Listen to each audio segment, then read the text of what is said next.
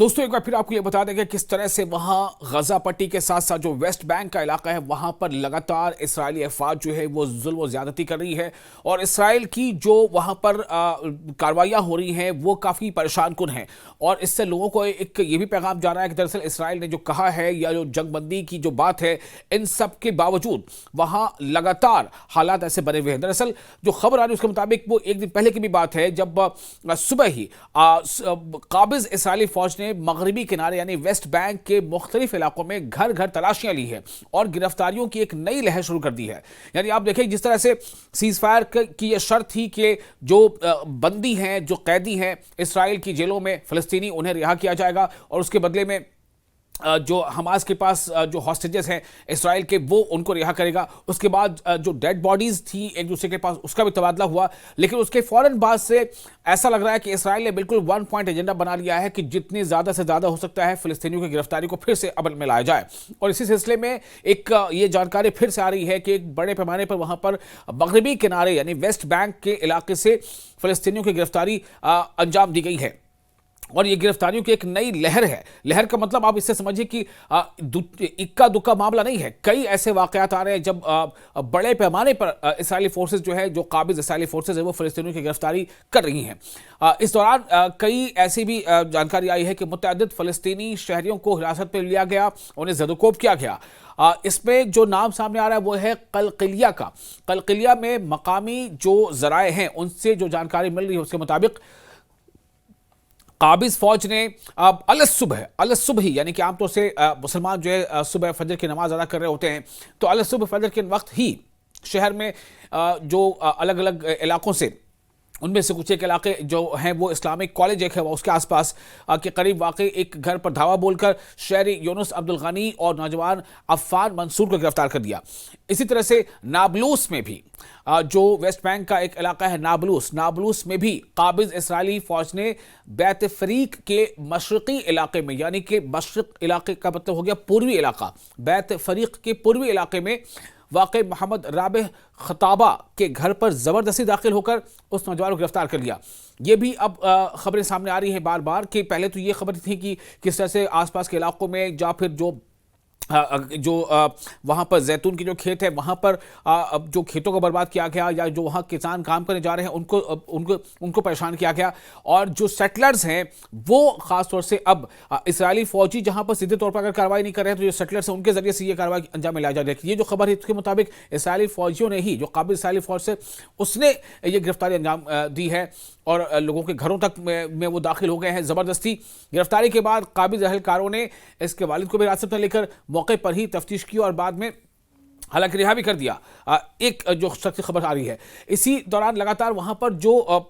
कोशिश है इसराइली फौज की लगातार जो लोग यहां पर रह रहे हैं उनके अंदर एक डर और खौफ पैदा किया जाए ताकि वो खुद ही जो है इलाके को छोड़ दें, क्योंकि इसराइल की तमाम कार्रवाइयों का एक जो सिंगल पॉइंट एजेंडा वो ये है कि ज़्यादा से ज़्यादा फ़लस्तीनी जगहों पर फ़लस्तीनी ज़मीनों पर कब्जा करना और फ़लस्तीनियों को यहाँ से दूर हटा लाना। इसी शहर में काबिज फौज ने खलाल ईमान मोहल्ले में, एक मोहल्ले का भी नाम है खलाल ईमान, उस मोहल्ले में जाबिर खानदान के घर पर भी धावा बोल दिया और असाम, अहमद, तारिक और यजन जाबिर को गिरफ्तार कर लिया। यानी ज़्यादातर जो गिरफ्तारियां हो रही हैं वो नौजवानों को गिरफ्तार कर रहे हैं। अलावा अजी जो खबरें आ रही हैं ये सब मकामी ज़राए के हवाले से जो खबरें आ रही हैं वो हम अब तक पहुंचा रहे हैं। अलावा अजी जबल शमाली के शारा अल अस्ता में भी एक घर से एक नौजवान को हिरासत में लिया गया है। अब सवाल यही पैदा होता है कि आखिर इतने बड़े पैमाने पर गिरफ्तारी क्यों करना चाहता है इसराइल और क्यों कर रहा है लगातार, चूंकि कोशिश बार बार यही की जा रही है कि फ़लस्तीनियों को डर के साए में रखा जाए, उन्हें डरा कर रखा जाए और जिन फ़लस्तीनियों को वो कब्जे में ले लेता है या उनको गिरफ्तार कर लेता है तो उसके बाद फिर उनके साथ क्या हालात होते हैं। अभी एक के बाद एक कई ऐसी रिपोर्ट सामने आ रही है जिसको लेकर के दुनिया के कई हिस्सों में फिर से मुजाहरे शुरू हो गए हैं और इसराइल के खिलाफ जो है आवाज़ें बुलंद हो रही हैं कि इसराइल ने बिल्कुल हद कर दी है। और जिस तरह से ज़्यादती की खबरें आ रही हैं कि इसराइली जेलों में जो बंद फ़लस्तीनी हैं उनके साथ कितना टॉर्चर किया गया है। अरीहा में काबिज इसराइली फौज ने अकबत जबर पनाहगजी कैंप में, जो रेफ्यूजी कैंप है, पनाहगजी कैंप है, वहां घुसकर कुछ शहरियों को गिरफ्तार किया है। हालांकि पनागुजी कैंप में आमतौर से ये माना जाता है कि जो लोग अपने घर बार सब कुछ खो चुके वो वहां मौजूद हैं पनागुजी कैंप में या रिफ्यूजी कैंप में, वह किसी तरह से अपना वक्त गुजार रहे हैं, लेकिन वहां से भी गिरफ्तारियां हो रही हैं। तो अल खलील में दरिंदगी का मुजाहरा करते हुए काबिज फौज ने तोरा शहर में फलस्तीनी पुलिस के 4 अफसरान को भी गिरफ्तार कर लिया है। अब आप सोचें, ये फलस्तीनी पुलिस के अफसरान को भी गिरफ्तार किया गया है। एक बार फिर सुने कि ये सिर्फ फलस्तीनी जो शहरी उन्हें नहीं, बल्कि अल खलील में दरिंदगी का मुजाहरा करते हुए काबिज फौज ने ऑक्यूपेशन इजरायली आर्मी ने दोरा शहर में फलस्तीनी पुलिस के 4 अफसरान को भी गिरफ्तार कर लिया। सल्फेत में काबिज इस्राएली अफवाज ने करावा बनी हसन कस्बे पर धावा बोलकर घरों की तलाशी ली और इमलाक की तोड़फोड़ की। तलाशी के नाम पर, जांच के नाम पर इमलाक की तोड़फोड़, घरों को तोड़ना, मिसमार करना, दीवारों को गिराना, दरवाजों को तोड़ना, ताहम वहां किसी गिरफ्तारी की इत्तला वहां से फिलहाल नहीं मिली है। ये कार्रवाइयां ऐसे वक्त में हो रही हैं जब मगरबी किनारे में यानी वेस्ट बैंक में, मगरबी किनारे में काबिज इसराइल के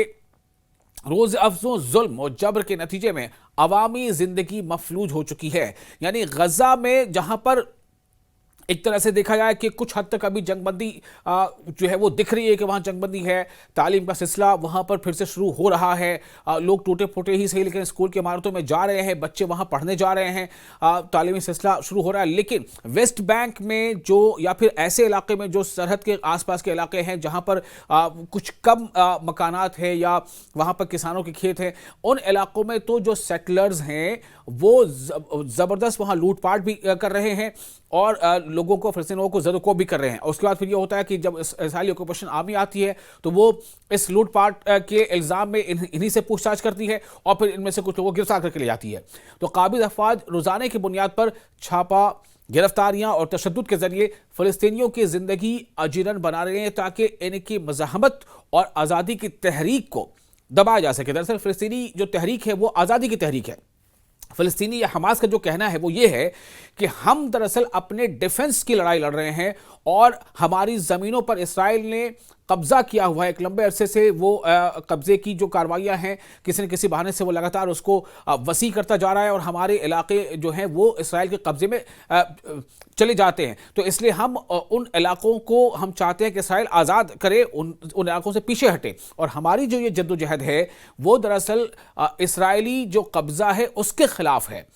तो हम अपनी इस जद्दोजहद को जारी रखेंगे, लेकिन इसराइल की ये कोशिश है कि फ़लस्तीनियों की हिम्मत को पस्त किया जाए, उन्हें डराया धमकाया जाए। और जब जंग बंदी नहीं नाफिज थी, जब जंग के हालात थे, तब तो खैर इसराइल जो चाह रहा था वो कर ही रहा था। आसमान से भी गोले बारूद बरसा रहा था और बहरिया से भी जो है वो गोला बारूद बरसा रहा था और जो ज़मीनी अफवाज है वो तो गोला बारूद बरसा ही रही थी। और इसीलिए जो आपको बताया कि अभी जो फिलहाल जो अक्टूबर 2023 से ये पूरा सिलसिला चल रहा था, लगभग 2 साल ये सिलसिला चला और उसके नतीजे में 80,000 के आसपास जो ऑफिशियल आंकड़ा है फ़लस्तीनियों की जो है वो जाने जा चुकी हैं, जिनमें ज़्यादातर ख़वातीन और बच्चे हैं। जबकि अनऑफिशियल रिपोर्ट्स, कई ऐसी रिपोर्ट्स आई जिसके मुताबिक इनमें जो फ़लस्तीनियों की हलाकत हुई है उनकी तादाद 1 लाख से ज़्यादा है। कुछ रिपोर्ट्स में 2 लाख से ज़्यादा बताई गई है। लेकिन बहरहाल हम सिर्फ उसकी बात कर रहे हैं जो ऑफिशियल आंकड़े हैं, खासतौर से जो फ़लस्तीनी अथॉरिटी ने भी जो आंकड़े जारी किए हैं। अब सवाल ये पैदा होता है कि इसराइल ये जो लगातार इन कार्रवाइयों का अंजाम दे रहा है तो आखिर उस पर लगाम कब लगेगी। और वो तमाम मुल्क जिन्होंने इस जंगबंदी को जो है लाया सामने और शर्म अल-शेख में, मिस्र के शर्म अल-शेख में जो अकॉर्ड पे साइन हुआ, उस पर पूरी तरह से ये जो है अमल कैसे हो और किस तरह से इसराइल को काबू में किया जा सके ताकि वह फ़लस्तीनियों पर जुल्म करना बंद कर दे।